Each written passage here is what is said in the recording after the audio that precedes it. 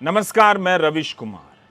तो अब ऐसा होगा कि राहुल गांधी जो सवाल उठाएंगे उसका जवाब नहीं दिया जाएगा, उनसे माफी मांगी जाएगी मगर सदन में बोलने का मौका नहीं दिया जाएगा और भाषणों के आधार पर मानहानि का मुकदमा दायर कर दिया जाएगा।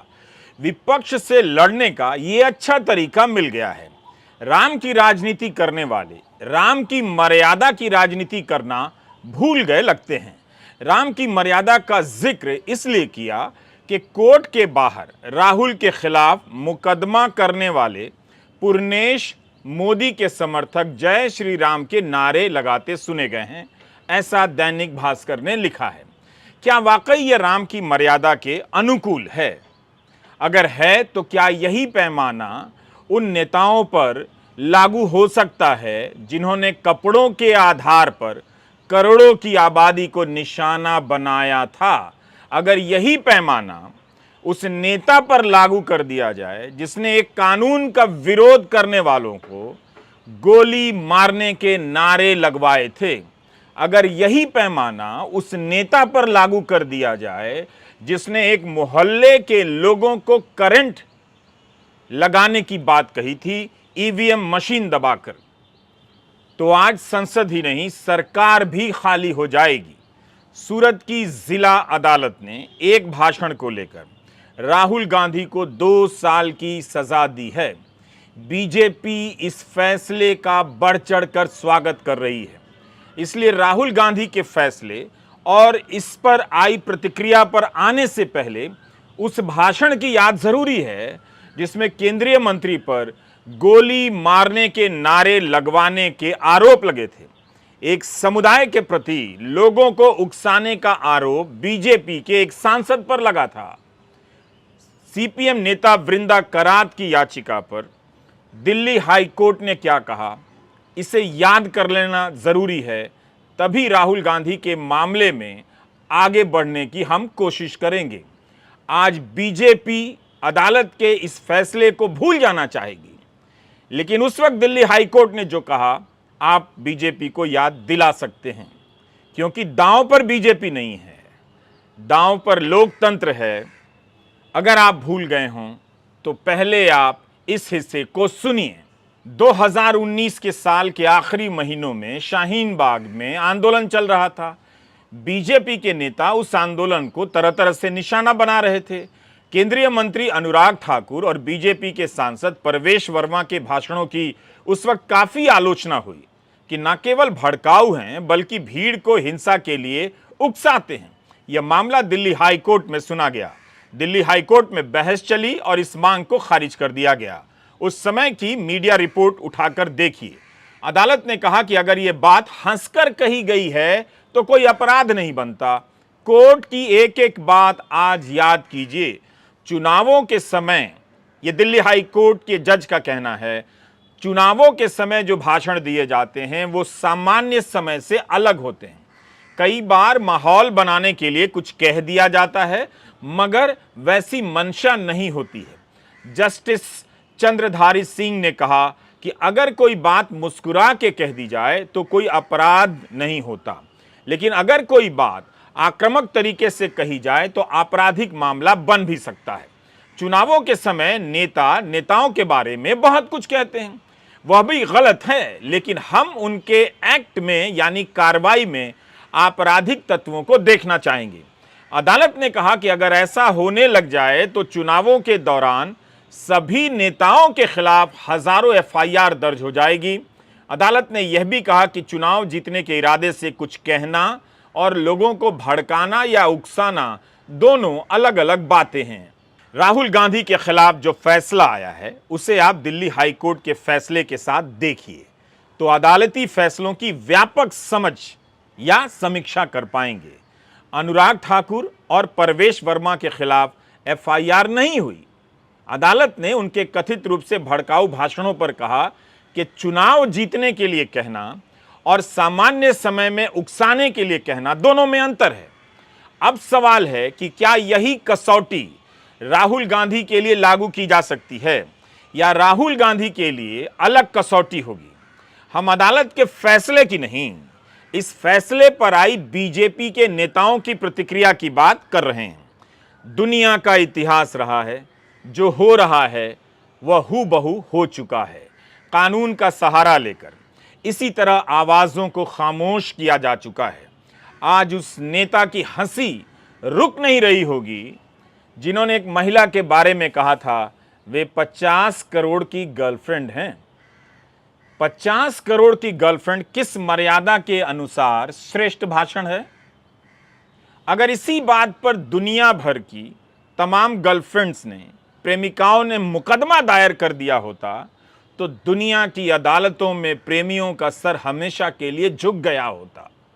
इस आधार पर अगर सिखों ने मुकदमा कर दिया होता कि उनका नाम जोड़कर लतीफे बनाए जाते हैं तो हंसने वाले सारे लोग आज 2 से लेकर 6 साल की सजा काट रहे होते। उदारता उनसे सीख लेनी चाहिए। राहुल गांधी को भाषा और भाषण की नसीहत देने वाले अपने ही नेताओं के वीडियो सुन लें तो किसी अदालत को सजा देने की जरूरत नहीं पड़ेगी। सूरत पश्चिम के बीजेपी के विधायक और गुजरात के पूर्व पर्यटन मंत्री ने मुकदमा किया। 2019 में कर्नाटका के कोलार में राहुल गांधी भाषण दे रहे थे। मैं उनके ही शब्दों को दोहरा रहा हूं। राहुल ने कहा कि 30,000 करोड़ आपकी जेब से निकालकर उसकी जेब में मेहुल चौकसी, ललित मोदी। अच्छा, एक छोटा सा सवाल, सब चोरों के नाम मोदी मोदी मोदी कैसे हैं? नीरव मोदी, ललित मोदी, नरेंद्र मोदी, और अभी थोड़ा ढूंढेंगे तो और बहुत सारे मोदी निकलेंगे। Chief judicial magistrate H Verma ने राहुल गांधी को 2 साल की सजा सुनाई है, 15,000 का जुर्माना लगाया है। सूरत जिला कोर्ट के chief judicial magistrate H Verma ने आईपीसी की धारा 499 और 500 के तहत उन्हें सजा दी है। साथ ही बेल देते हुए 30 दिनों के लिए सजा स्थगित भी कर दी ताकि वे उच्च न्यायालय में अपील कर सकें। दैनिक भास्कर में बीजेपी विधायक पुरनेश मोदी का बयान छपा है। उनका कहना था कि राहुल गांधी ने हमारे समाज को चोर कहा। चुनावी सभा में हमारे खिलाफ आरोप लगाए गए जिससे हमारी और समाज की भावनाओं को ठेस पहुंची है। इसी के चलते हम इस मामले को कोर्ट में लेकर आए। राहुल गांधी के वकील ने दलील दी कि पुरनेश मोदी को इस मामले में पीड़ित पक्ष के रूप में शिकायतकर्ता नहीं होना चाहिए था, क्योंकि राहुल गांधी के अधिकांश भाषणों में प्रधानमंत्री को निशाना बनाया गया था, ना कि पुरनेश मोदी को। आप भी सोचिए, क्या यह इतना बड़ा बयान है कि किसी सांसद को 2 साल के लिए जेल में डाल दिया जाए? अगर यही होता रहा तो हर भाषण के बाद मुकदमे होने लगेंगे। कांग्रेस की विधवा प्रधानमंत्री ने किसे कहा था? क्या इससे अपने जीवन साथी को खो देने वाली औरतें अदालत चली गई थीं? क्या इसके लिए राजनाथ सिंह ने प्रधानमंत्री मोदी को कोई नसीहत दी थी जो आज उन्होंने राहुल गांधी के लिए कहा है? एएनआई न्यूज एजेंसी से राजनाथ सिंह ने कहा कि मैं इतना ही कहना चाहूंगा कि राहुल गांधी जी को यह स्वीकार करना चाहिए कि शब्दों की चोट शस्त्रों की चोट से ज्यादा गहरी और पीड़ादायी होती है, और शब्द जब अनर्गल और झूठे हों तब तो चोट और गहरी और कष्टदायी हो जाती है। क्योंकि हमारी कानून व्यवस्था में अनर्गल बेतुके आरोप लगाने वालों पर सजा का सीधा प्रावधान है, और मुझे विश्वास है कि न्यायिक आदेश से सीख लेते हुए हम सभी को यह सुनिश्चित करना चाहिए कि सार्वजनिक जीवन में शब्दों की मर्यादा किसी भी सूरत में टूटने ना पाए। अगर राजनाथ सिंह की बात मान ली जाए तो मैं अभी आपको एक फहरिस्त देता हूं जहां की शब्दों की चोट राहुल गांधी के शब्दों से 100 गुना ज़्यादा है राजनाथ सिंह के हर कॉलीग द्वारा, जो उन्होंने अनदेखी की है, अनसुनी की है, जो उनको सुनाई भी नहीं देती, दिखती भी नहीं। आप भी उस फहरिस्त को जानते हैं, लिस्ट को जानते हैं। तो ये जो एक तरफा कॉमेंट है वो गलत है। राहुल गांधी अपने सभी कानूनी अधिकार का उपयोग करेंगे। रक्षा मंत्री को बताना चाहिए कि इस आदेश से सबक लेने वाले हम सभी में कौन कौन है। क्या राहुल गांधी अकेले हैं, या वे भी हैं जो गोली मारने के नारे लगवा रहे थे? क्या वे भी हैं जो कांग्रेस की विधवा कह रहे थे और 50 करोड़ की गर्लफ्रेंड का बयान दे रहे थे? क्या वो हैं? क्या इन बातों की आलोचना राजनीतिक स्तर पर होगी या अदालतों में मुकदमों के द्वारा? सवाल आपके सामने ये है। शाह और शहंशाह को एक ऐसा हिंदुस्तान चाहिए जिसमें विपक्ष चुपचाप कोने में पड़ा रहे, जिसमें मीडिया इनकी धुन पर नाचता रहे, जिसमें संस्थाएं इनके इशारे पर खड़ी हों, इनके इशारे पर बैठ जाएं। लेकिन राहुल गांधी इनसे इनका ये ख्वाब पूरा नहीं होने देगा। राहुल गांधी सवाल पूछ रहा है, राहुल गांधी कठिन सवाल पूछ रहा है। राहुल गांधी के सवालों का जवाब न शाह के पास है, न शहनशाह के पास है, न उनके किसी और वजीर के पास है। इसलिए सुबह से शाम तक षड्यंत्र रचते हैं कि कैसे राहुल गांधी की आवाज बंद की जाए, कैसे उसे चुप कराया जाए। राहुल गांधी चुप नहीं होने वाला, राहुल गांधी सवाल उठाता रहेगा। पूरा तंत्र, पूरी सरकार, सारे संसाधन, चरण चुंबक मीडिया, सरकार की सारी एजेंसियां और खुद प्रधानमंत्री मोदी एक अकेले आदमी को चुप कराने में क्यों जुटे हैं? और अगर आपको लगता है कि जिसको चुप कराने की आप कोशिश कर रहे हैं वो चुप हो जाएंगे, तो आप मुगालते में हैं। जिसको चुप कराने की आप कोशिश कर रहे हैं उनका नाम राहुल गांधी है, और गांधी डरते नहीं है। वो सत्य की लड़ाई पूरी शिद्दत से और ताकत से लड़ेंगे। आप क्यों डरे हुए हैं ये मैं समझती हूं, क्योंकि राहुल गांधी ने आप एक झटके में आपका पूरा मुखौटा बेनकाब कर दिया है। राहुल गांधी जी आपसे अडानी पर सवाल पूछते हैं। वो पूछते हैं कि अडानी के ऊपर बेनामी संपत्ति इस देश में लाने का आरोप है, आप जांच क्यों नहीं कर रहे? वो पूछते हैं शेल कंपनीज का आक्षेप है, आप जांच क्यों नहीं कर रहे? वो पूछते हैं कि एसबीआई और एलआईसी ने अडानी में पैसा क्यों लगाया? वो पूछते हैं कि आपकी विदेश नीति अडानी को कॉन्ट्रैक्ट दिलाने में क्यों लगी हुई थी? वो पूछते हैं कि अडानी को 609 नंबर से दूसरे नंबर तक ले जाने में आपकी भूमिका थी, तो ये रिश्ता क्या है और ये क्या कहलाता है? इन सवालों का जवाब नहीं है आपके पास। संसद से आप भाग रहे हैं, संसद की कार्रवाई आप स्थगित कर रहे हैं, माइक को आप ऑफ कर रहे हैं, संसद को म्यूट करने का कुत्सित प्रयास आप कर रहे हैं। राहुल गांधी के खिलाफ आप कितनी भी ट्रोल आर्मी छोड़ दीजिए, वो राहुल गांधी हैं और वो सत्य की लड़ाई और पुरजोर तरीके से और मजबूती से लड़ेंगे। दिक्कत क्या है आपको कि उन्होंने नीरव मोदी को और ललित मोदी को और मेहुल चोकसी को चोर बुला दिया? वही मेहुल चोकसी और नीरव मोदी जो 14-14 हजार करोड़ रुपए का गबन करके आपकी आंखों में धूल झोंक कर भाग गए और आप हाथ मलते रहे, और आप लोगों को भ्रमित करते हैं कि हम उनको लेकर आएंगे। 9 साल से सत्ता में आप हैं, झुनझुना आप बजा रहे हैं और सजा राहुल गांधी को होगी। लेकिन आपने सुना है ना, सत्य के परेशान और पराजित होने की बात। आप और परेशान करिए राहुल गांधी को, आप अपना पूरा तंत्र और छोड़िए उनके पीछे, क्योंकि इस देश को भी तो दिखना चाहिए कि तानाशाह किस कदर बौखलाया और घबराया हुआ है।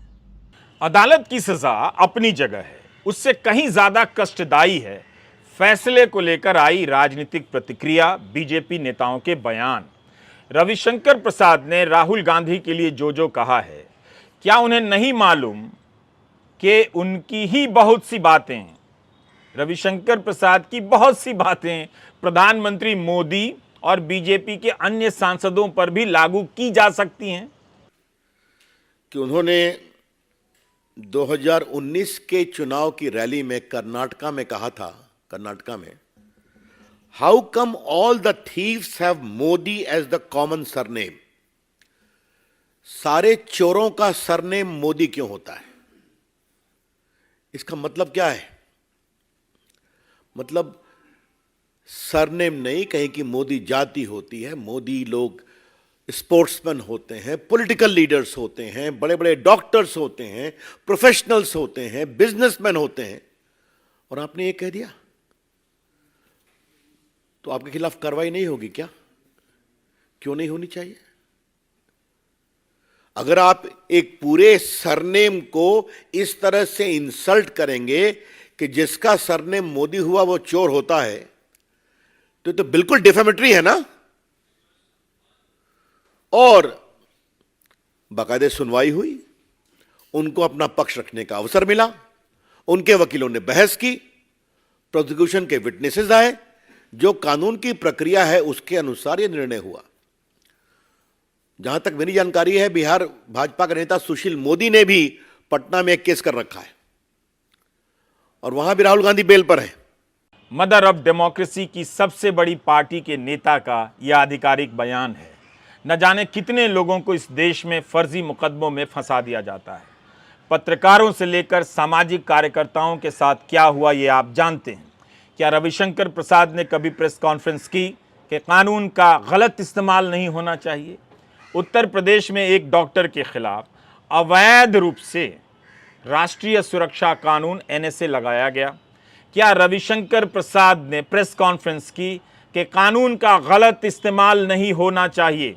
सवाल यह है कि क्या आप देख पा रहे हैं कि कानून का गलत इस्तेमाल भी ठीक और कानून का सही इस्तेमाल भी ठीक, मगर दोनों ही इस्तेमाल केवल सवाल करने वालों और विपक्ष के नेताओं के खिलाफ हो तो दोनों ही ठीक?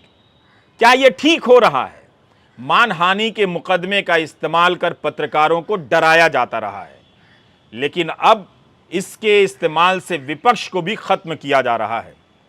इसी के साथ कानून मंत्री किरेन रिजिजू का भी बयान देखना चाहिए। उनकी आरंभिक प्रतिक्रिया मैं बताने जा रहा हूं। रिपोर्टरों से बात करते हुए केंद्रीय कानून मंत्री किरेन रिजिजू ने कहा कि मैं कुछ भी कहने से पहले ऑर्डर की कॉपी देखूंगा। राहुल गांधी जो कुछ भी बोलते हैं वो हमेशा कांग्रेस पार्टी और पूरे देश पर गलत असर डालता है। कांग्रेस के कुछ सांसदों ने मुझसे कहा है कि राहुल के रवैये से कांग्रेस को ही नुकसान हो रहा है। यह फैसला एक बयान को लेकर आया है। एक बयान आपको अपराधी की श्रेणी में खड़ा कर सकता है। अगर आप संसद सदस्य हैं तो सदस्यता आपको गंवानी पड़ सकती है।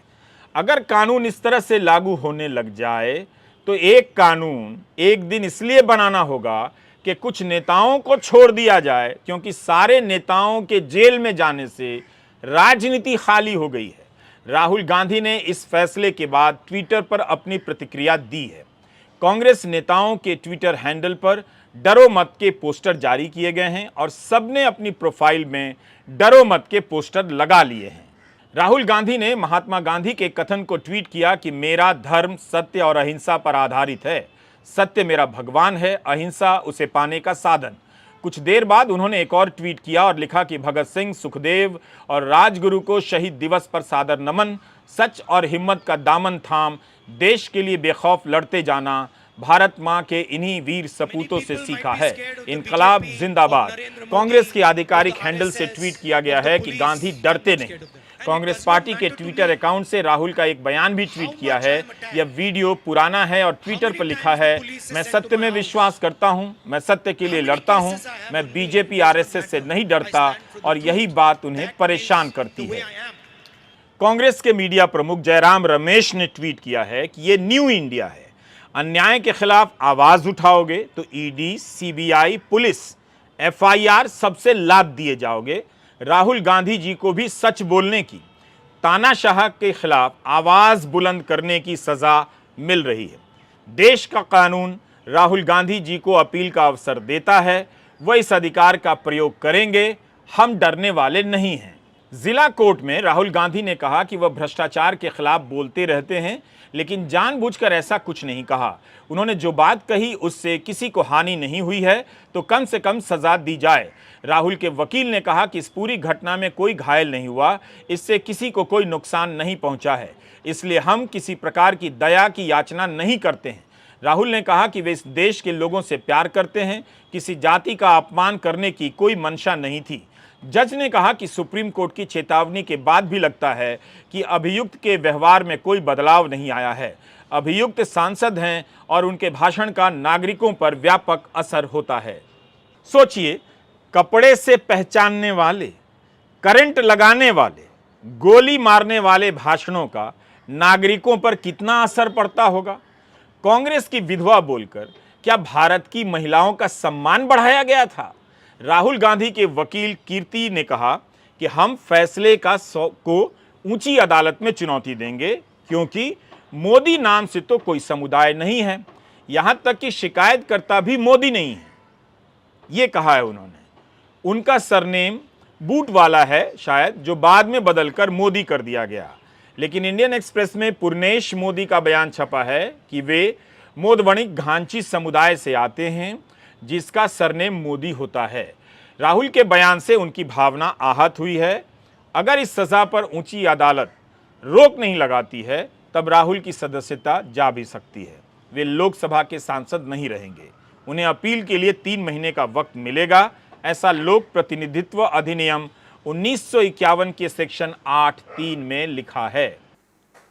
नंबर 1, मानहानि के विषय में एक सिद्धांत कानून का मूल सिद्धांत है, और वो ये है कि आपको किसी स्पष्ट व्यक्ति या स्पष्ट चीज के विषय में मानहानि करनी चाहिए, आरोपित रूप से कम से कम। आप मानहानि एक मोटे मोटे बड़े बड़े मुद्दे के विषय में नहीं कर सकते, एक ऐसे विषय के बारे में जिसमें स्पष्टता नहीं है, एक व्यक्ति विशेष के विरुद्ध आक्षेप नहीं है, और अगर वो आरोप वेग हैं, ज़्यादा ब्रॉड हैं, बहुत बड़े एक हिस्से को, जनसंख्या को लेते हैं अपने आरोपों में, तो उसको मानहानि नहीं कह सकते। नंबर 2, उससे भी ज़्यादा महत्वपूर्ण, जिस वाक्य के विषय में चुनौती दी गई है कानून द्वारा, उस वाक्य में के विषय में किसी भी उन व्यक्तियों ने कोई भी कंप्लेंट फाइल नहीं की है जिनके संबंध में वो वाक्य कहा गया है। जो भी नाम लिए गए हैं, जो भी चीज़ें कही गई हैं, उनमें से कोई व्यक्ति ने कोई कंप्लेंट फाइल नहीं की। ये भी मानहानि के कानून का एक बहुत अभिन्न अंग है कि जिसकी मानहानि हुई है उसको ही कंप्लेंट फाइल करनी होती है, और उसको बताना होता है कि किस प्रकार अमुक व्यक्ति के कहने से इस व्यक्ति की मानहानि हुई। ये कंप्लेंट उनमें से किसी व्यक्ति द्वारा नहीं है। नंबर 3, जब फौजदारी मुकदमा करते हैं, जो कि किया गया इस केस में, तो एक गलत नीति, द्वेष की भावना सिद्ध करना अति आवश्यक है। कोलार की अगर आप पूरी स्पीच देखेंगे तो वो जनहित के बारे में है, राजनीति के बारे में है, कीमतों की बढ़ोतरी के बारे में है, बेरोजगारी के बारे में है। उसके दौरान अगर ये वाक्य, जिसको आज आपत्तिजनक माना गया है, जिसको भी चुनौती दी जाएगी ऊपरी अदालतों में, तो भी ये नहीं कह सकता कोई भी कि द्वेष की भावना से, बदमिजाजी से, जानबूझकर, जिसको मैलाफिडे इंटेंट कहते हैं, मैलिस कहते हैं कानून में, ये एक अनिवार्य अंग है इस आरोप का, और जब तक ये साबित नहीं होता पूरे संदर्भ से, तब तक आप नहीं कह सकते कि ये ऑफेंस बना है। ये पूरी तरह से इस केस में साबित नहीं हो सकता है, क्योंकि वाक्या संदर्भ एकदम अलग था। चौथा, और ये चीज़ें अभी जैसा मैंने कहा इसके डिटेल्स चेक करने हैं, लेकिन जो अभी उनको अभी तक तथ्य मिले हैं उसके अनुसार ये मामला काफ़ी अरसे तक एक मैजिस्ट्रेट मिस्टर एक्स के सामने था। जब वो वहाँ था तो याचक ने, कंप्लेनेंट ने बड़े कोर्ट में, हाई कोर्ट में जाकर इस पूरे प्रक्रिया का स्टे ले लिया, रुकवा दिया उसको काफ़ी अरसे तक, कई महीनों तक। जब उस व्यक्ति का स्थानांतरण हुआ या वो उस ओहदे से हट गए, तो ये याचिका जो ऊपरी अदालत में डाली गई थी उसको विड्रॉ कर लिया गया, और ये वापस नीचे आ गई एक भिन्न मैजिस्ट्रेट के सामने, जहां अभी आपको निर्णय अब आया है। तो इसकी तारीखें, इस प्रक्रिया को भी हम गौर से देखेंगे कि एक ठीक प्रकार से ये न्यायिक प्रक्रिया हुई है कि नहीं। विपक्ष की तरफ से सबसे पहले आम आदमी पार्टी के नेता अरविंद केजरीवाल ने ट्वीट किया और कहा कि अदालत का सम्मान करते हैं मगर इस निर्णय से असहमत हैं। केजरीवाल ने लिखा कि गैर बीजेपी नेताओं और पार्टियों पर मुकदमे करके उन्हें खत्म करने की साजिश हो रही है। हमारे कांग्रेस से मतभेद हैं, मगर राहुल गांधी जी को इस तरह मानहानि मुकदमे में फंसाना ठीक नहीं। जनता और विपक्ष का काम है सवाल पूछना। हम अदालत का सम्मान करते हैं पर इस निर्णय से असहमत हैं। अदालत ही अनुमति देती है कि उसके फैसलों की समीक्षा की जाए, आलोचना भी हो सकती है और असहमति भी जाहिर की जा सकती है, बशर्ते आप फैसले के पीछे मंशा की बात ना करें, तब गलत होगा और सजा मिलेगी। असहमति होती है तभी आप ऊंची अदालत में अपील करते हैं।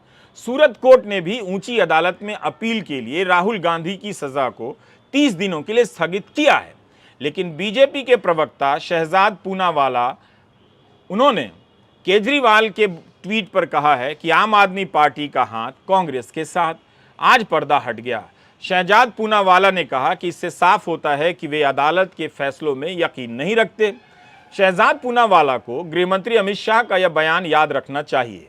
अमित शाह ने केरल के सबरीमाला मंदिर पर सुप्रीम कोर्ट के फैसले पर कहा कि अदालत को वही फैसले सुनाने चाहिए जिनका पालन हो सके। उस समय तमाम अखबारों में ये बयान छपा था, आप देख सकते हैं। क्या अमित शाह ने अदालत को चुनौती नहीं दी? यह आलोचना थी या नसीहत थी? अमित शाह ने क्यों नहीं कहा कि सुप्रीम कोर्ट का फैसला लागू होगा मगर हम सहमत नहीं हैं? उसकी जगह क्या उन्होंने ये नहीं कह दिया कि अदालत को वही फैसले सुनाने चाहिए जिनका पालन हो सके? क्या वे सुप्रीम कोर्ट को फैसला लिखने की शर्तें नहीं बता रहे थे, जैसा कि मीडिया रिपोर्ट में उनके बयान के बारे में छपा है? क्या राहुल गांधी का बयान इतना गंभीर है कि एक समुदाय वाकई अपमानित हो गया? लगातार एक समुदाय के खिलाफ, करोड़ों लोगों के समुदाय के खिलाफ धर्म संसद जुटाकर गालियां दी जाती हैं, तब तो प्रधानमंत्री चुप्पी साध लेते हैं। प्रधानमंत्री क्या इस मुद्दे पर बोलेंगे? अदानी समूह पर बोलेंगे? उनका इंतजार है। वे मदर ऑफ डेमोक्रेसी जुमले का इस्तेमाल करते हैं। क्या वे जुमले के लिए इसका इस्तेमाल करते हैं? क्या वे बताएंगे कि मदर ऑफ डेमोक्रेसी ऐसे चल रही है? राहुल गांधी के भाषण को जिस कसौटी पर कसा जा रहा है, क्या प्रधानमंत्री के भाषण को उसी कसौटी पर कसा जा सकता है? तब क्या होगा? क्या प्रधानमंत्री इस पर कुछ कहेंगे? और अब रविशंकर प्रसाद के आधिकारिक बयान के बाद, बीजेपी नेताओं के कई नेताओं के बयान के बाद प्रधानमंत्री के बयान के इंतजार का क्या मतलब रह जाता है? अलग अलग बीजेपी के नेता इस फैसले का स्वागत कर रहे हैं, खुशी जता रहे हैं। एनडीए गवर्नमेंट से मुकाबला करने में राहुल गांधी सक्षम है। आप देखते हो, अकेला मुकाबला करता आ रहा वो। लंबी यात्रा निकाली उन्होंने, पूरे देश को उद्वेलित कर दिया कि महंगाई, बेरोजगारी, हिंसा और अमीर गरीब की खाई बढ़ती जा रही है। चारों मुद्दे बहुत महत्वपूर्ण हैं। उस पर तो ध्यान जाता नहीं है मोदी जी का, अमित शाह जी का और एनडीए गवर्नमेंट का, और ध्यान जाता है इनका बदला लेने का। कांग्रेस अध्यक्ष मल्लिकार्जुन खड़गे ने कहा कि हम अदानी मामले में जेपीसी की मांग कर रहे हैं। राजनीतिक दिवालियापन की शिकार मोदी सरकार, ईडी, पुलिस भेजती है, राजनीतिक भाषणों पर केस थोपती है। हम हायर कोर्ट में अपील करेंगे। आज फैसले की खबर आते ही जगह जगह कांग्रेस के कार्यकर्ताओं ने प्रदर्शन भी किया। कोलकाता से लेकर महाराष्ट्र में कई जगहों पर प्रदर्शन हुए। इन प्रदर्शनों में राहुल के लिए पोस्टर बनाया गया जिस पर लिखा था फियरलेस वॉरियर और निडर योद्धा। गौतम भाटिया वकील हैं। ऑफेंड, शॉक और disturb, free speech under the Indian constitution और the transformative constitution, a radical biography in 9 acts जैसी किताबें उन्होंने लिखी हैं। उन्होंने ट्वीट किया है कि जब कानून के छात्र को मानहानि के बारे में पढ़ाया जाता है तब एक उदाहरण दिया जाता है। अगर कोई कहता है कि सभी वकील चोर हैं तो इस बात पर कोई वकील मुकदमा नहीं कर सकता जब तक कि वह साबित ना कर दे कि उसे निशाना बनाया गया था। हैरानी की बात है कि इस बुनियादी बात को अनदेखा किया गया लगता है। ये गौतम भाटिया ने अपने ट्वीट में कहा है। अगर कोई व्यक्ति कहे कि दुनिया के सारे वकील चोर हैं और एक वकील होते हुए मैं उसके खिलाफ मुकदमा करूं कि मेरी मानहानि हुई है क्योंकि मैं भी एक वकील हूं, तो ये मुकदमा खारिज कर दिया जाएगा। क्योंकि मानहानि का एक मूल ये है कि व्यक्ति ये दिखा पाए कि उसे चोट पहुंची है। तो ऐसे बहुत बड़े संगठन जैसे हैं, मानो दुनिया के सारे वकील या दुनिया के सारे लोग जिनका नाम भाटिया हो या मोदी हो, तो ऐसे संगठनों के खिलाफ मानहानि नहीं हो सकती। और इस संगठन का भाग होकर मैं ये नहीं कह सकता कि क्योंकि मैं इस संगठन में हूँ कि मेरा नाम भाटिया है या मेरा नाम मोदी है या मैं वकील हूँ तो इसलिए मेरी मानहानि हुई है। वो मेरे खिलाफ कुछ कहना चाहिए। तो इस फैसले की कई स्तर पर समीक्षा होनी है, जिसका इशारा गौतम भाटिया अपने बयान में भी कर रहे हैं। एक बार सुप्रीम कोर्ट में मानहानि कानून की धारा 499 और 500 को चुनौती दी गई। मामला था कि 2014 में डॉक्टर सुब्रमण्यन स्वामी ने दिवंगत जयललिता के खिलाफ भ्रष्टाचार का आरोप लगाया। इसके जवाब में तमिलनाडु सरकार ने उनके खिलाफ मानहानि का मुकदमा कर दिया। तब डॉक्टर स्वामी और अन्य नेताओं ने इस कानून की संवैधानिकता को चुनौती दी। आईपीसी 499 और 500 जिनके तहत राहुल गांधी को सजा सुनाई गई है। तब सुप्रीम कोर्ट के जस्टिस दीपक मिश्रा और जस्टिस पीसी पंत की बेंच ने इस कानून को संवैधानिक बताया था। राहुल को इसी धारा के तहत सजा दी गई है। यह आज की खबर है, बार एंड बेंच से हमने ली है। अभिमन्यु हजारिका की रिपोर्ट है। सुप्रीम कोर्ट ने एक फैसले में कहा है कि अगर बिना जरूरत के किसी को जेल भेज रहे हैं तो मजिस्ट्रेट को न्यायिक अकादमी में ट्रेनिंग के लिए भेज देना चाहिए ताकि वे अपनी जानकारियों में और इजाफा कर सकें।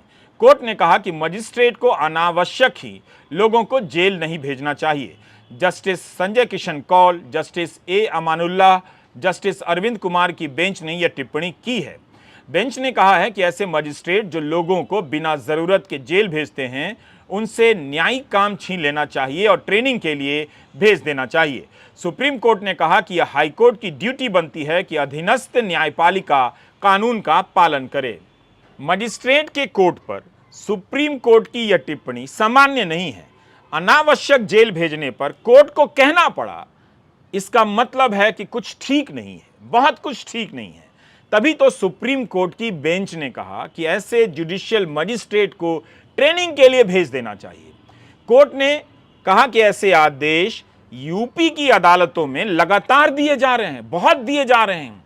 कोर्ट ने बताया कि हाथरस, गाजियाबाद और लखनऊ की निचली अदालतों में इस तरह के आदेश जारी हो रहे हैं। कानून को नजरअंदाज कर ऐसे आदेश जारी किए जा रहे हैं। यह हालत हो गई है इस देश की। तो आज आपके सामने 3 उदाहरण हैं। एक, यूपी की निचली अदालतों पर सुप्रीम कोर्ट की टिप्पणी। दूसरा, मंत्री अनुराग ठाकुर और बीजेपी के सांसद परवेश वर्मा के मामले में दिल्ली हाई कोर्ट का बयान, टिप्पणी कि चुनावी भाषण और सामान्य भाषण में फर्क किया जाना चाहिए। तीसरा, सूरत जिला कोर्ट का फैसला जिसमें राहुल गांधी को 2 साल के लिए सजा हुई है एक भाषण के लिए। उम्मीद है आप इस वीडियो को कई बार देखेंगे और ध्यान से सोचेंगे। पता चला कि गौतम अडानी पर आरोप लगाने के आरोप में एक दिन लाखों लोग जेल में डाल दिए गए हैं। नमस्कार, मैं रवीश कुमार।